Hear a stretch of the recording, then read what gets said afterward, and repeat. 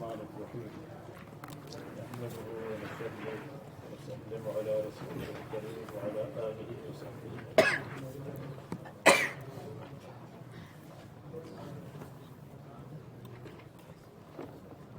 بسم الله الرحمن الرحيم. غلطة المدينة وأنها تنفي الناس.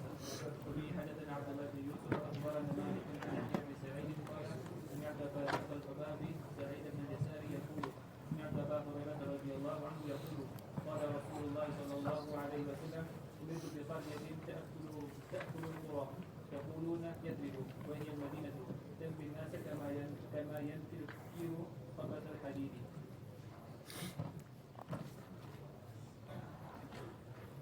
مدینہ منورہ تنفی الناس لوگوں کو نفی کرے گا. اس کا ایک مطلب یہ ہے تنفی المنافقین عند خروج الدجال. دجال کے نکلنے کے وقت منافقین مدینہ منورہ سے نکلیں گے، ان کو نکالا جائے گا. دوسرا نمبر 2 تنفی خبث الناس. مدینہ منورہ لوگوں بیماری کی وجہ سے یا مصیبت کی وجہ سے لوگوں کی سیئات کے لیے کفارہ بنے گا. یعنی کبھی کبھی دوسری جگہ بیماری نہیں آئے گی، مدینہ منورہ میں بیماری آ جائے گی، اس بیماری کی وجہ سے خوب کفارہ سیئات ہے. نمبر 3 تنفی الناس تصفی الناس. مدینہ منورہ لوگوں کو پاک اور صاف کرے گا. نمبر 4 مدینہ منورہ تنفی الناس یعنی تنفی ظاہر الخبث. جو ظاہری خرابی ہے اس کو دور کرے گا. لوگ نماز پڑھیں گے، لوگ بظاہر اچھی کام کریں گے، اگرچہ بعض لوگ اندر سے خراب ہوں گے. اعمال ظاہرہ اچھے ہوں گے، اگرچہ بعض لوگوں کے اعمال باطنہ خراب ہوں گے. نمبر 5 تنفی الناس لوگوں کے شر کو دور کرے گا. یعنی یغلب الخیر فیہا علی الشر. اس میں خیر شر پر غالب ہوگی.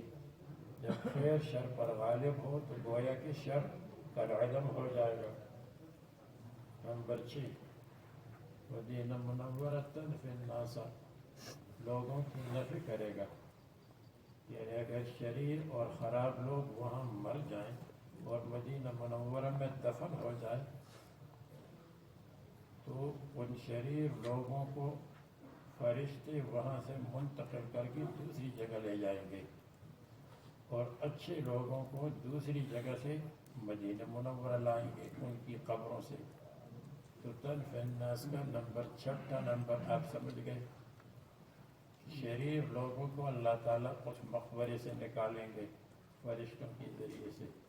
جیسے جذب القلوب میں شیخ عبدالحق محدث دہلوی نے لکھا ہے، یہ بھی ایک امکان ہے. سمعت ابا ہریرہ رضی اللہ عنہ قال رسول اللہ صلی اللہ علیہ وسلم امرت بقریۃ تأکل القرى. غالب ہوگا دوسری شہروں پر، یا تأکل القرى فضیلت رکھے گا دوسرے قرى پر. یقولون یثرب، یثرب سرب سے ہے، سرب ملامت کرنے کو کہتے ہیں، یہ لفظ مناسب نہیں ہے. وہی المدینہ تنفی الناس کما تنفی الکیر خبث الحدید. جیسے بٹھی دور کرتی ہے، صاف کرتی ہے خبث الحدید لوہے کے زنگ کو، تو اس کو زنگ لگ جاتا ہے. زنگ کو تو آپ جاتے ہو. المدینہ تو طوبہ. مدینہ منورہ کے بہت سے نام ہیں. طوبہ، طیبہ، طیبہ، مطیبہ، مسکینہ، وہ لوگوں میں تواضع ہے. الدار اور الجابرہ، المجبورہ، جبیرہ مرہم پٹی کرنے والا شہر. مرہم پٹی کا مطلب یہ ہے کہ خرابی کو دور کرے گا. مجبورہ، منیرہ، مستنیرہ وغیرہ. تقریباً 90 نام نقل کیے ہیں وہ بعض علماء نے اپنی کتابوں میں.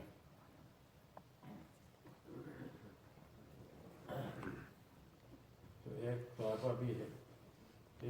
ساکنہا کہ ان کے رہنے والے اچھے ہیں.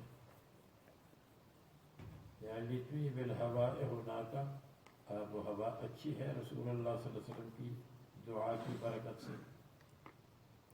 یا لطوی بالعیش زندگی اچھی گزرے گی، بہتر اور اچھا کھانا ملے گا، اچھا لباس ملے گا، غریب کو بھی مالدار کو بھی. ترابہا و ہوائہا جیسے آپ کو بتایا. لطوی برائحتہا خوشبو، کہ کسی زمانے میں وہاں خوشبو ہوتی تھی جب ٹی وی کا زمانہ نہیں تھا. جب ٹی وی کا زمانہ آ گیا تو اب نہیں ہے، سمجھ گئے. اور کسی زمانے میں وہاں رات کو جب پانی رکھتے تھے مٹی کے برتن میں تو صبح پینے کا قابل نہیں ہوتا، اتنا ٹھنڈا ہوتا. اب وہ چیز نہیں رہی، اس لیے کہ سب چیزیں بدل گئی. یہ ہم نے نہیں دیکھا لیکن بڑوں سے سنا. فرماتے ہیں کیا وہ حدثنا خالد بن مخلد حدثنا سليمان حدثنا عمرو بن يحيى عن عباس بن سعيد بن سعد عن ابي حميد قال اخبرنا مع النبي صلى الله عليه وسلم من تبوك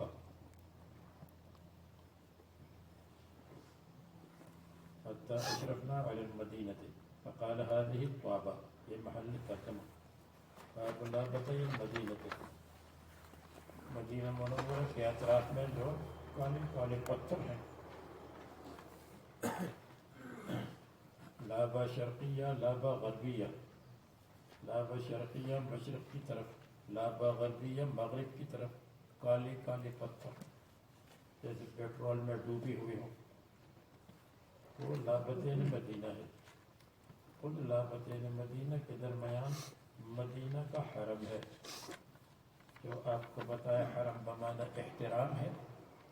حرم اس معنی میں نہیں ہے کہ اگر کسی نے گھاس کاٹا تو بدلہ دے گا. حدثنا عبد الله بن يوسف حدثنا مالك اخبرنا مالك عن ابن شهاب عن سعيد بن المسيب عن ابي هريره انه كان يقول لو رايت الظباء بالمدينه، ہرنوں کو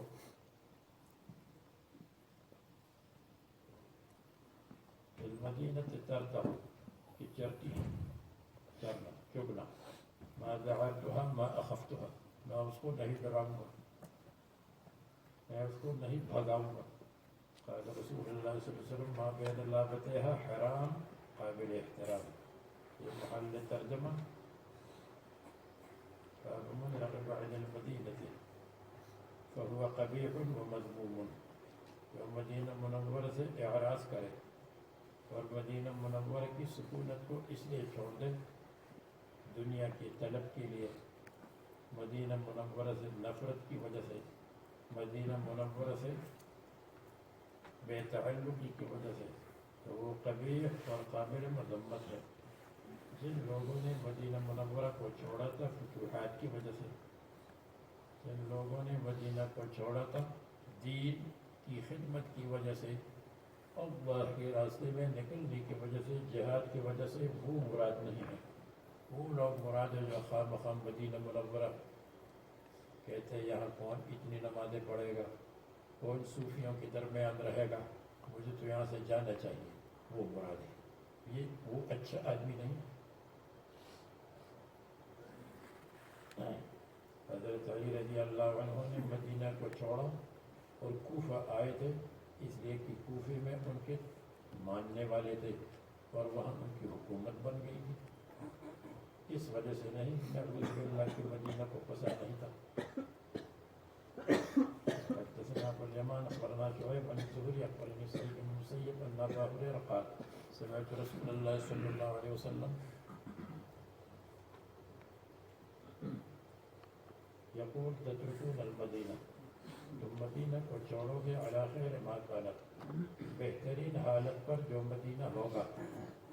علی خیر حال كانت المدینہ علیہ اے علی احسن حال. ترک دو ہے، ایک ترک جزئی ہے، ایک ترک کلی ہے. ترک جزئی کا مطلب بعض لوگوں کا چھوڑنا، ترک کلی کا مطلب سب لوگوں کا چھوڑنا. ترک جزئی یہ ہے کہ لوگوں نے مدینہ منورہ کو چھوڑا، عراق چلے گئے، شام چلے گئے.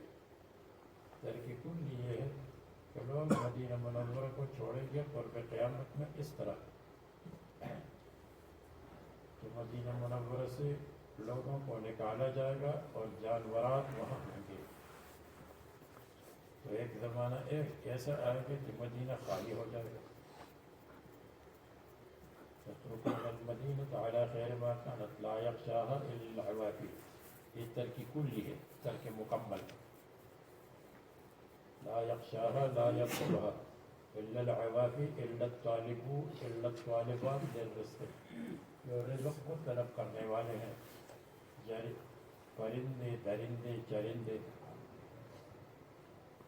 يريد عوافي الطير، يريد عوافي الطير پرندے رزق کو طلب کرنے والے، رزق کو ماننے والے. پرندے درندے چرندے اور سوا درندے. وآخر من یحشر، اور سب سے پہلے من یحشر، جس کو نکالا جائے گا. حشر جمع کرنے کو بھی کہتے ہیں، حشر نکالنا. یساق، اس کو چلایا جائے گا. الدوراعی ہوں گے من مزینۃ یریدان المدینہ، مدینہ آنے والے ہوں گے. یعنی عقان بغنمہما، اپنے بھیڑ بکریوں کے اوپر چیختے ہیں. بھیڑ بکریوں پر کیا کرتے ہوں گے؟ چیخنا. ادھر آؤ، کدھر جا رہے ہو؟ یہ راعی اپنے جانوروں سے اس طرح بات کرتے ہیں جیسے آپس میں مشورہ ہو، جیسے وہ سب کچھ سمجھتے ہیں. گالیاں بھی دیتے ہیں ماں بہن کی.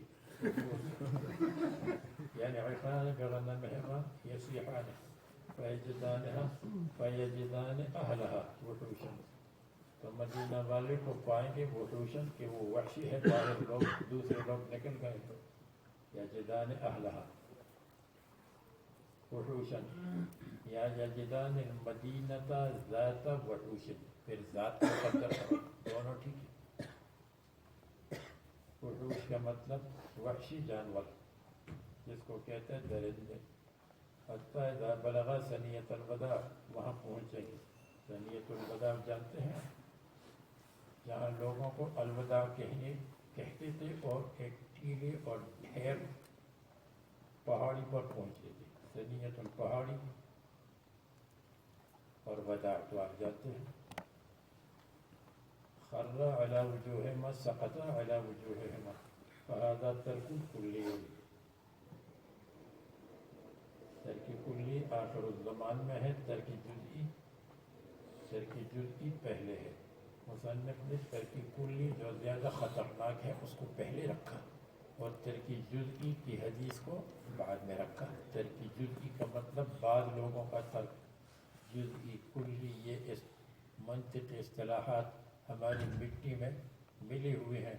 اللہ تعالیٰ سب کو معاف کرے. حدثنا عبداللہ بن یوسف. وبه حدثنا عبد الله بن يوسف اخبرنا مالك عن هشام بن عروه عن ابيه عن عبد الله بن الزبير عن سفيان بن ابي سعيد رضي الله عنه انه قال سمعت رسول الله صلى الله عليه وسلم يقول تفتح اليمن فياتي قوم يبصون فيتحملون باهليهم ومن اطاعهم والمدينه خير لهم لو كانوا يعلمون. وتفتح الشام فيأتي قوم يبصون فيتحملون بأهليهم ومن أطاعهم والمدينة خير لهم لو كانوا يعلمون. ويفتح العراق فيأتي قوم يبصون فيتحملون بأهليهم ومن أطاعهم والمدينة خير لهم لو كانوا يعلمون. یہ ترک جزئی ہے. حضرت فرماتے ہیں یمن فتح کیا جائے گا تو ایک قوم آئے گی یبصون بأہلہم ومن اطاعہم، کہ وہ چلائیں گے اپنے اہل اور اپنے تابعداروں کو. وہاں سے چلائیں گے، وہاں سے نکالیں گے. یبصون یسوقون، اونٹ وغیرہ کو چلائیں گے. یا یبصون یزینون، اپنے جانور اور اونٹوں کو خوبصورت بنا کر نکالیں گے. اور مدینہ ان کے لیے بہتر ہے اگر وہ سمجھتے. شام فتح کیا جائے گا کچھ لوگ آئیں گے یبصون فیتحملون بأہلہم ومن أطاعهم والمدینة خیر لهم ويفتح العراق فيأتي قوم يبصون فيتحملون بأهلهم ومن أطاعهم والمدینة خیر لهم. یہ بھی رسول اللہ صلی اللہ علیہ وسلم کا معجزہ ہے کہ اسی ترتیب سے یہ شہر فتح کیے گئے. یمن فتح ہوا، اس کے بعد شام فتح ہوا، اس کے بعد عراق فتح ہوا. حضرت عمر رضی اللہ عنہ کے زمانے میں شام کا فتح ہونا شروع ہوا تھا ابو بکر صدیق کے زمانے میں، تکمیل ہوئے حضرت عمر کے زمانے میں. باب الایمان یعرض الی المدینہ، ایک زمانہ آئے گا کہ ایمان والے جمع ہوں گے مدینہ کی طرف.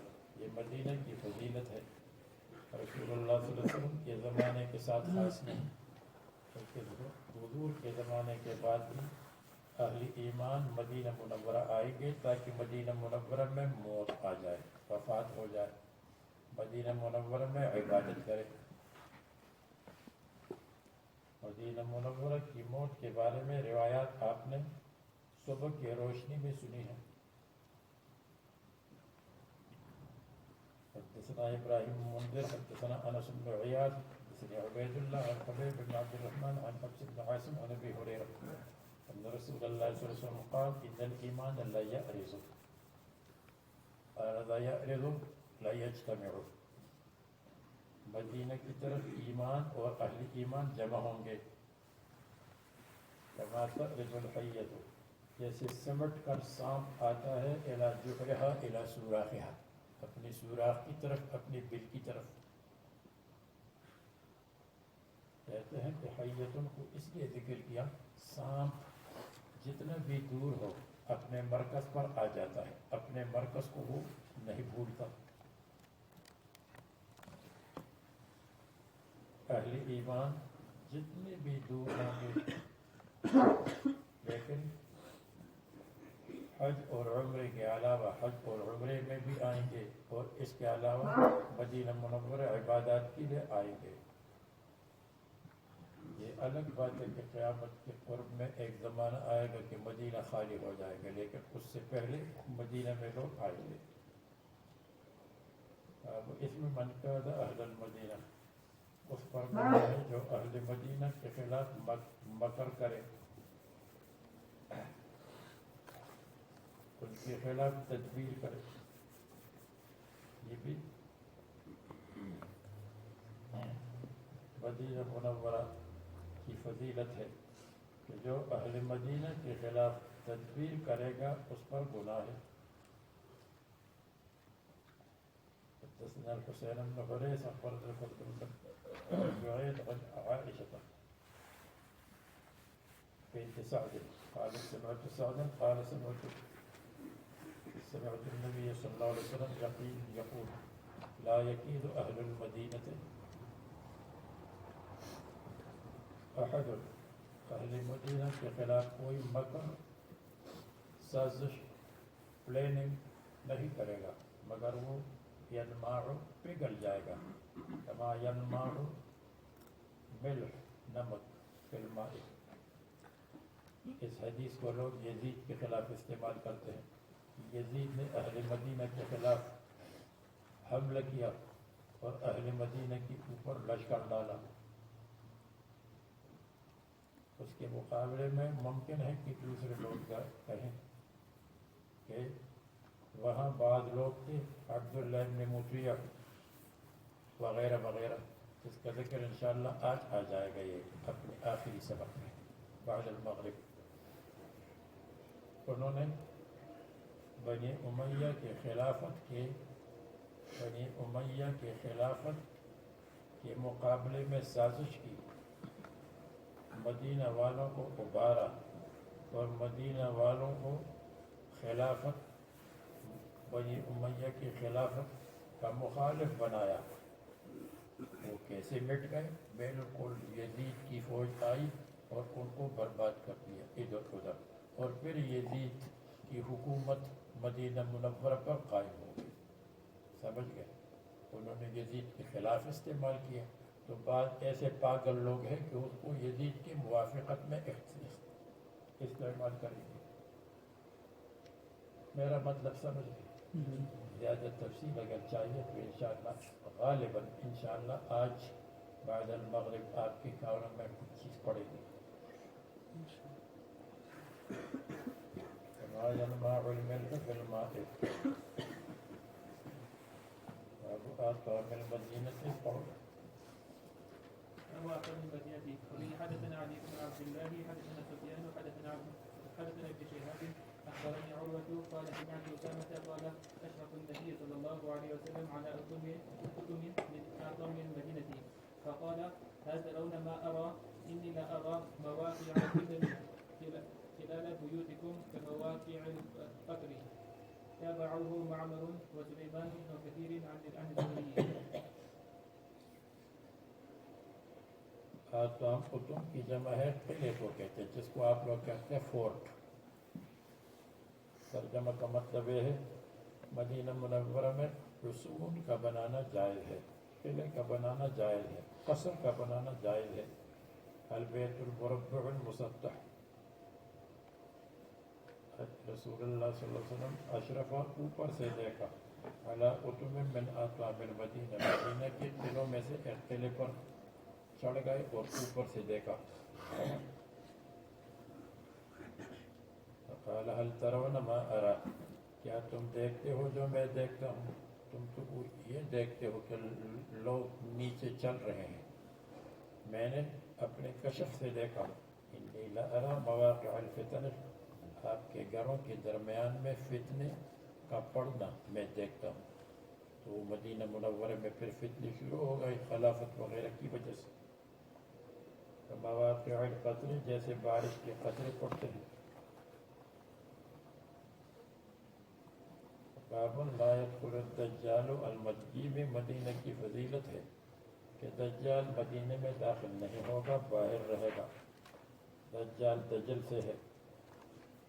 دجل کا مطلب ملک چھپانا، پالش لگانا، باطل پر حق کی پالش لگانا ہے. باطل اور لوگوں کے سامنے حق ظاہر کرے. جیسے دجال اپنے معیوب انسانیت پر، جس کی ایک آنکھ نہیں ہے، اپنی معیوب انسانیت پر اپنی خدائی کی پالش لگائے گا کہ میں خدا ہوں. اس لیے اس کو دجال کہتے ہیں. اور دجالی فتنہ جو آج کل دجالی فتنے چل رہے ہیں، اس میں بھی یہی ہے کہ ایک چیز اندر سے اور ظاہر کرتے ہیں دوسری چیز کو. تو سودی قرض دیں گے دجال فتنے والے اور کہیں گے ہم نے فلان ملک کی مدد کی، اوپر سے مدد، اندر سے سودی قرض. خلافت عثمانیہ کو ختم کیا تھا، اوپر سے پالش لگایا الائمۃ من قریش، تو یہ قریش نہیں.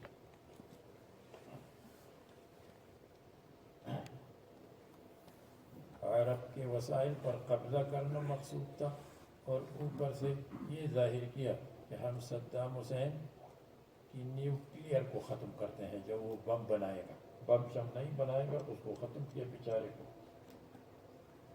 گمراہی کی مجلسیں ہوتی ہیں، گمراہی کی مجلس، ڈانس وغیرہ، اور اس کے اوپر پالش لگاتے ہیں، روح کی غذا ہے. یہ کیا ہے؟ دجالی فتنہ. اپنے ظلم اور ستم، ظلم اور جاری رکھنے کے لیے کہتے ہیں یہ مسلمان ٹیررسٹ ہیں. اوپر سے ٹیررسٹ، اندر سے مسلمانوں کی طاقت کو ختم کرتے ہیں. تو اس لیے یہ یورپ اور امریکہ اور یہ سب دجال کے مقدمہ اور دجال کے ایجنٹ. دجال تو ابھی تک نہیں.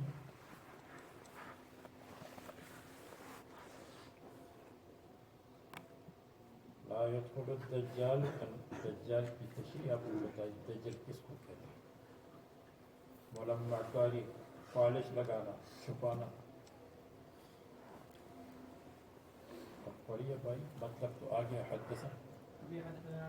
العزيز بن عبد الله حدثني ابراهيم بن سعد عن ابيه عن جده عن ابي بكر رضي الله عنه ان النبي صلى الله عليه وسلم قال لا يدخل المدينه رعب المسيح الدجال لها يومئذ 7 ابواب على كل باب 7 دروازے ہوں گے، ٹول گیٹ، جہاں لوگ سے پیسے لیتے ہوں گے، معلوم نہیں کیا کیا ہوگا. على كل باب ملكان. به حدثنا اسماعيل وحدثني مالك عن نعيم بن عبد الله المجمري عن ابي هريره رضي الله عنه قال قال رسول الله صلى الله عليه وسلم على انقاض المدينه ملائكه. انقاب کا مطلب طرق المدینہ، راستے، المداخل داخل ہونے کے راستے، یا ابواب المدینہ، ملائکہ. لا يدخلها الطاعون ولا الدجال. طاعون ولا الدجال. طاعون یہ عام بیماری بھی نہیں آئے گی، پلیگ وغیرہ.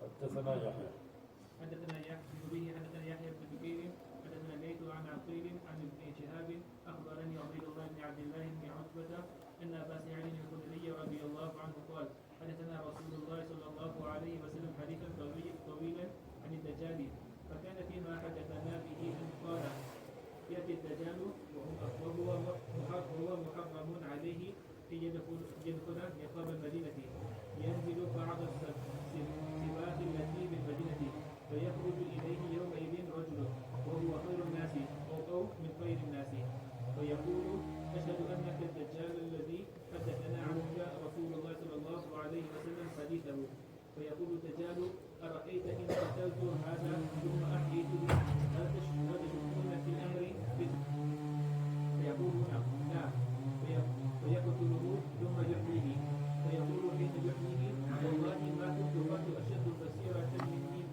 مني اليوم ويقول الدجال أقتله فلا يسلط عليه. یہ مدینہ میں دجال نہیں آئے گا، بلکہ باہر ہوگا. ينزل بعد السباق، سباق سباقۃ کو جمع ہے، بنجر زمین، التي لا تنبت. دجال کی طرف ایک آدمی نکلے گا جیسے خضر علیہ السلام، تو دجال کے اس کو قتل کرے گا. وہ کہے گا میں گواہی دیتا ہوں تو دجال ہوں. پھر اس کو مارے گا اور زندہ کرے گا. تو اس کے ماننے والے کہیں گے واہ واہ واقعی آپ ہمارے خدا ہیں. اور وہ کہے گا ابھی مجھے پکا یقین ہو گیا کہ تم دجال ہو. اس لیے کہ وہ رسول اللہ صلی اللہ علیہ وسلم نے یہی علامت بتائی. پھر دوبارہ اس کو قتل کرے گا تو قتل نہیں کر سکے گا. جیسے آپ نے 2 کتابوں میں یہ پڑھا، ابن ماجہ اور مسلم میں، فلا يسلط عليه. حدثنا ابراہیم منذر حدثنا الولید حدثنا ابو عمرو حدثنا اسحاق حدثني انس بن مالك عن النبي صلى الله عليه وسلم قال ليس من بلد الا سيدعوه، مگر اس کو کچل دے گا، رون ڈالے گا. سیدعوه آسان لفظ، اس پر قدم رکھے گا دجال. الا مکہ والمدینہ، ڈبل میم مستثنی، ڈبل میم سے مکہ مدینہ مراد ہو گیا. کنایات الدوریہ کو ہوتا ہے. ایسے میں لقابها نقل، جیسے احمد کہے میری بیٹی پیدا ہوئی ہے ماشاءاللہ ایم اے ہے، ایم اے ایسے ایم اے ہے، بی اے ایم اے تو 20 سال کے بعد ہے. ایسے نہیں، اس کا نام ہے مریم احمد.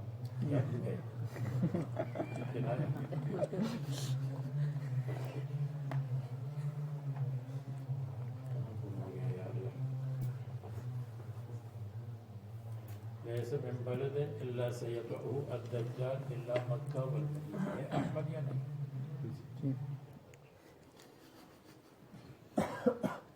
یہ بھی کہہ سکتے ہیں میری بیٹی MBBS ہے، کیسے مریم بی بی صاحبہ. ليس من نقابها النقم الا عليها الملائكة الصافين صفا يحرسونها مدینہ کی حفاظت. ثم ترجف المدینة بأهلها پھر مدینہ ہل جائے گا، اہل مدینہ کے ساتھ زلزلہ آئے گا، ثلاثہ دفعات مرتبہ ہلنا، وَيُخْرِجُ اللَّهُ كُلَّ كَافِرٍ وَمُنَافِقٍ، ہر کافر اور منافق وہاں سے نکلے گا، اللہ تعالیٰ اس کو نکالے گا۔ تو یہ مدینہ سے خراب لوگوں کے نکلنے کا ذکر ہے۔ اس سے معلوم ہو کہ منافقین مدینہ میں موجود ہوں گے، کل کافر و منافق۔ اگر کوئی اشکال کرے کہ بخاری میں صفحہ 1054 پر موجود ہے، حضرت حذیفہ فرماتے ہیں رسول اللہ صلی اللہ علیہ وسلم کے بعد منافق نہیں ہے، تو مدینہ سے منافق کیسے نکلیں گے؟ یہ آپ انشاءاللہ پڑھیں گے، آخر میں ہے۔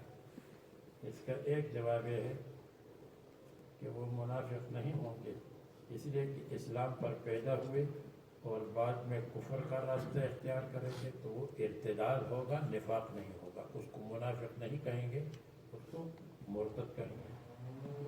نمبر 2، ان کا نام بدل جائے گا، پہلے زمانے میں ان کو منافق کہتے تھے، اس زمانے بعد والے زمانے میں ان کو زندیق کہیں گے یا ان کو شیعہ کہیں گے، رافضی کہیں گے۔ نمبر 3، رسول اللہ صلی اللہ علیہ وسلم کے زمانے میں اظہار کفر مشکل تھا تو وہ منافق تھے، بعد والے زمانے میں کفر کا اظہار کریں گے تو خالص منافق نہیں ہوں گی، کبھی کبھی کفر کو ظاہر کریں گے۔ یہ 3 جواب۔ چوتھا جواب بھی ہے، لیکن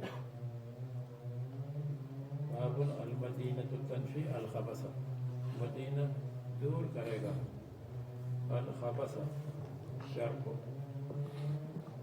کو مصیبت کو دور کرے گا، تو یعنی سیئات کو، ما قبل میں خبیث کا دور کرنا مراد تھا، اور یہاں خبث اور شر اور یا جو سیئات اور خرابیاں ہیں وہ، کافی یہ اور ما قبل ترجمۃ الباب دونوں کو ملا کر وہی 6 نمبر آپ اپنے ذہن میں رکھیں جو 6 نمبر آپ نے سنے تھے جس وقت ہم نے سبق شروع کیا تھا، تو وہ دونوں ملا کر 6 نمبر ہو گئے۔ وبه حدثنا عمرو بن عباس حدثنا عبد الرحمن حدثنا سفيان عن محمد بن المنكدر عن جابر رضي الله عنه قال جاء اعرابي الى النبي صلى الله عليه وسلم فبايعه على الاسلام فجاء من الغد محموما فقال اقمني فابى 3 مرات فقال المدينه تذكيري تنفي خبثها وتنصع طيبها۔ ایک اعرابی آیا تھا رسول اللہ صلی اللہ علیہ وسلم کے پاس تو اسلام پر بیعت کی، بس صبح کو آیا محموماً بخار کے ساتھ، مطلب یہ ہے کہ بخار مکفر سیئات ہے، فقال اقلنی، میرے ساتھ ہجرت کا اقالہ کرے، ہجرت کو واپس کر دے تاکہ میں واپس چلا جاؤں، اقلنی ہجرت المدینہ، بعض کہتے اقلنی الاسلام، اسلام واپس لے لو، وہذا لا یصح، اب اقلنی کا مطلب تو ہے کہ مجھے واپس اجازت دے، فابى 3 مرات، فقال المدینہ کالکیر تنفی خبثها، مدینہ بھٹی کی طرح ہے، خرابی کو دور کرتی ہے، اس پر صبر کرنا چاہیے تھا، یہ تو آپ کی خرابی دور، ظاہری میل کچل دور، فتنصح طیبها، اور صاف کرتا ہے اور خالص کرتا ہے طیبها پاک لوگوں کو، پاک لوگ صاف ہو جاتے ہیں، اور جو خرید شریر اور بالکل منافق قسم کے لوگ ہیں وہ نکل جائیں گے، اس لیے تم کو نہیں نکلنا چاہیے، یہ مدینہ منورہ کا بخار آپ کے لیے رحمت ہے۔ حدثنا سليمان بن حرب حدثنا شعبة عن علي بن ثابت عن عبد الله بن يزيد قال سمعت زيد بن ثابت يقول لما خرج النبي صلى الله عليه وسلم إلى أحد رجع ناس من أصحابه فقالت فرقة، جماعت نے کہا نقتلهم، واپس کرنے والوں کو قتل کریں گے، فقالت فرقة لا نقتلهم، فنزلت فما لكم في المنافقين فئتين، تو منافقین میں کیوں 2 جماعت بن گئی، یعنی ان کو قتل نہیں کیا جاتا اس لیے کہ اوپر سے مسلمان ہے، جو اوپر سے مسلمان ہو ان کو قتل نہیں کرتے۔ عبداللہ ابن ابی بن سلول کو قتل نہیں کیا۔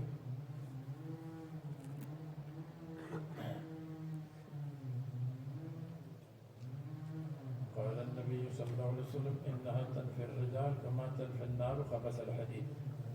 دیکھو منافقین مدینہ منورہ میں رہتے تھے اور منافقین کو مدینہ منورہ میں دور نہیں کیا، اس لیے دور نہیں کیا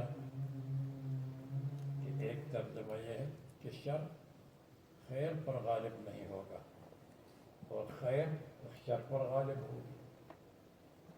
بعض لوگ کہتے ہیں منافقین دور نہیں ہوئے اس لیے کہ منافقین ساکنون بالسکن الاصلی ہے، اور یہاں مراد ہے باہر سے آنے والے، جو باہر سے آنے والے ہیں وہ، یا یہ کہ تنفی المنافقین عند خروج الدجال، اور یہاں خروج الدجال نہیں ہوا اس لیے منافقین رہتے تھے، جیسے آپ کو صبح بتایا، جیسے بعد پہلے بتایا، تو منافقین رہتے تھے کیوں؟ المدینہ تنفی المنافقین عند خروج الدجال۔ باب حدثنا عبداللہ بن محمد، ترجمہ کا مقصد یہ ہے مدینہ کی برکات کی تضعیف اور مدینہ کی برکات کا ڈبل اور زیادہ ہونا۔ باب یا باب حب النبی صلی اللہ علیہ وسلم المدینہ۔ حدثنا قتيبة حدثنا إسماعيل بن جعفر عن حميد عن أنس أن النبي صلى الله عليه وسلم إذا قدم من سفر فنظر إلى جدرات المدينة ديوان أوضع راحلته أسرع، فإن كان على دابة حركها من حبها في حديث بدرها۔ باب کراہیت النبی صلی اللہ علیہ وسلم ان تعر المدینہ، پسند نہیں فرماتے تھے کہ مدینہ کو خالی کیا جائے، مدینہ کے اطراف کو، یعنی مدینہ کی زینت کو برقرار رکھو، اس لیے کہ اطراف مزین ہو تو شہر کی زینت ہے۔ حدثنا ابن سلام بن الفزاري عن حميد الطويل عن انس قال اراد بنو سلمة ان يتحولوا ان ينتقلوا الى قرب المسجد كما قرأتم في ابواب المساجد، فكره رسول الله صلى الله عليه وسلم ان تعرى المدينة، ان تفرغ جوانب المدينة، فقال يا بني سلمة الا تحتسبون آثاركم، تم اپنے قدم کے نشانات کو ثواب نہیں سمجھتے ہو؟ فاقاموا، تو انہوں نے بات مان لی۔ باب الترغیب فی سکن المدینہ، یا باب الدعاء للمدینہ۔ رسول اللہ صلی اللہ علیہ وسلم مدینہ سے بہت محبت کرتے تھے۔ حدثنا مسدد عن يحيى عن عبيد الله بن عمر حدثني خبيب بن عبد الرحمن عن حفص بن عاصم عن ابي هريره عن النبي صلى الله عليه وسلم قال ما بين بيتي ومنبري روضة من رياض الجنة حقيقة او روضة من رياض الجنة تشبيها، مشابه ہے ریاض الجنت کے ساتھ محبوب ہونے میں، یا روضة من رياض الجنة سببا، یعنی هذا جس نے عبادت کی تو سبب بن جائے گا روضۃ من ریاض الجنت کے لیے، حقیقتاً او مجازاً او تسبیباً او تشبیہاً۔ ومنبری علی حوضی، اور میرا منبر منتقل کیا جائے گا حوض پر، یا منبری یعنی مثل منبری علی حوضی، میرے منبر کا مثل میرے حوض پر لگایا جائے گا، حوض کوثر پر۔ ویسے بھی اپنے وطن سے محبت اور مدینہ منورہ کی محبت تو ہے مسلمان کے دل میں۔ حدثنا عبید بن اسماعیل حدثنا ابو اسامہ عن هشام بن عروہ عن ابیہ عن عائشہ قالت لما قدم رسول اللہ صلی اللہ علیہ وسلم المدینہ، جب آئے وعک ابو بکر کو بخار آیا رضی اللہ عنہ، اور بلال۔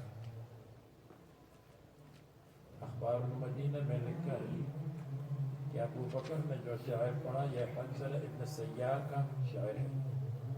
ابو بکر اذا اخذت الحمى جب بخار پکڑ لیتا یقول کل امرئ مصبح فی اہلہ ہر ایک آدمی کو صباح الخیر کہا جاتا ہے فی اہلہ اپنے گھر میں اپنے وطن میں.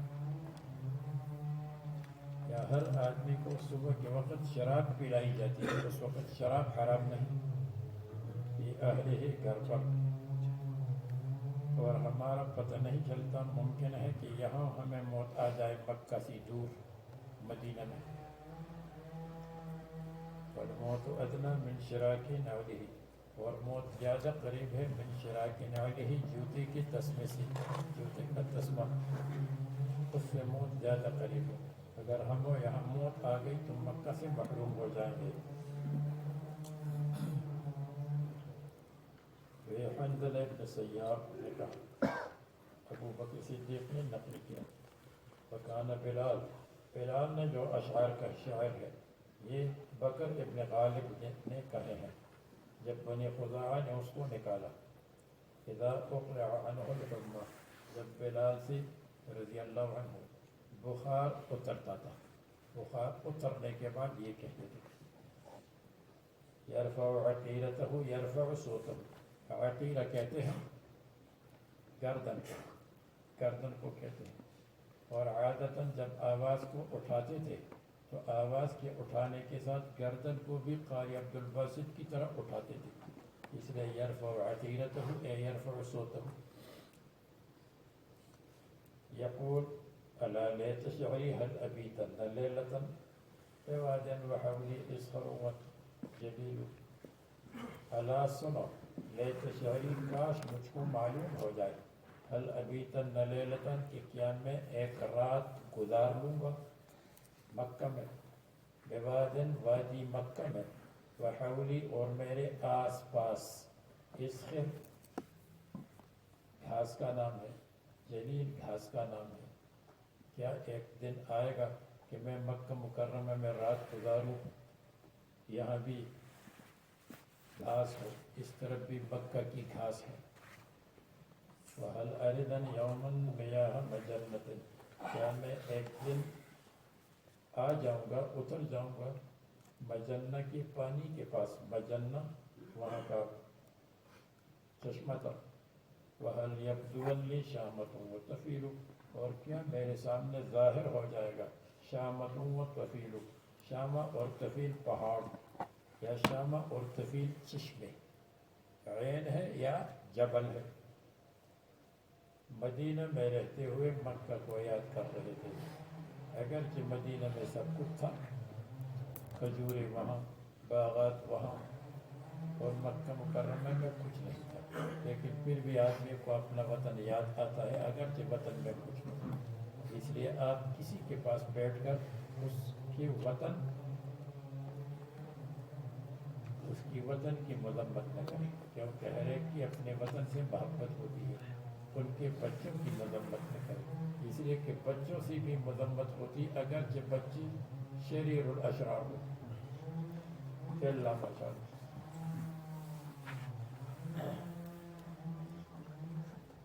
پھر فرماتے تھے, اب یہاں میں بیان کرتا تھا کہ قرآن کریم اور احادیث میں بھی اس کا بیان ہے کہ وطن سے محبت ہو, اور حب الوطن من الایمان حدیث نہیں ہے, لیکن ابھی چھوڑ دیتا ہوں ان باتوں میں. اللہم العن شیبۃ بن ربیعہ وعتبہ بن ربیعہ وأمیہ بن خلف فما اخرجونا من ارضنا, مکہ مکرمہ, الى ارض الوباء, مدینہ منورہ میں وبا اور بیماری تھی, اس لیے کہ کھجور کی بعض قسمیں آکسیجن کو نکالتی ہے اور کاربن ڈائی آکسائڈ کو لیتے ہیں, اور انسان بھی آکسیجن لیتے ہیں, اور کھجور کی بعض قسمیں بھی لیتی ہیں.